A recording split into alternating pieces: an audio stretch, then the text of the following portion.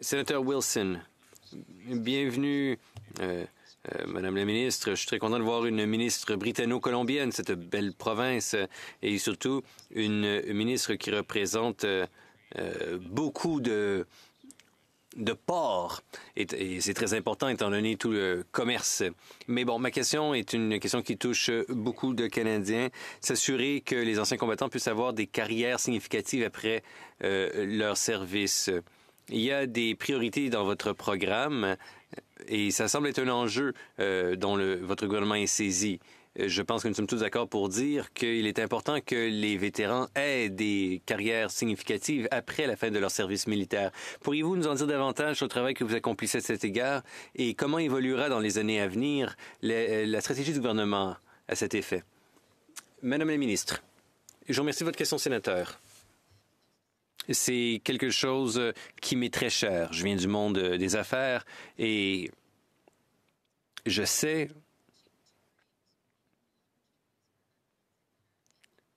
qu'il est primordial pour les vétérans d'avoir des carrières significatives. Les membres des Forces armées canadiennes qui transitionnent à la vie civile détiennent des aptitudes et ont connu des expériences qui peuvent leur être fort utiles dans le monde du travail. En 2024, le Canada a lancé sa toute première stratégie d'emploi des anciens combattants. L'objectif, c'était de faire le pont entre les aptitudes des vétérans et les opportunités qui s'offraient à eux et elles. Alors, on va continuer à voir ce qu'on peut faire pour renforcer notre secteur public en embauchant des anciens combattants et en faisant le pont, comme je dis, entre les aptitudes et les emplois. Et c'est quelque chose que nous faisons de façon fort délibérée pour que ces débouchés soient offerts aux anciens combattants. Nous savons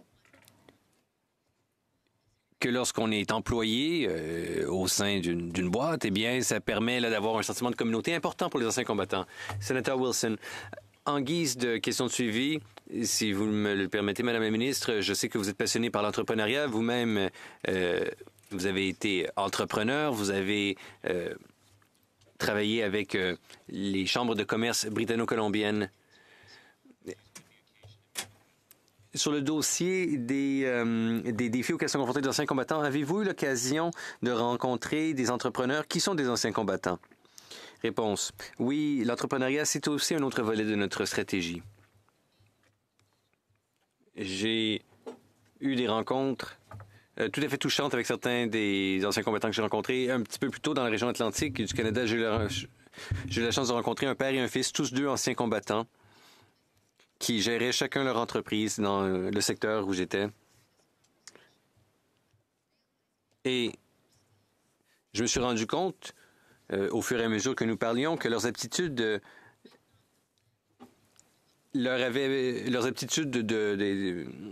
acquises dans les forces armées leur avaient bien servi en tant qu'entrepreneurs, comme par exemple gestion de projet.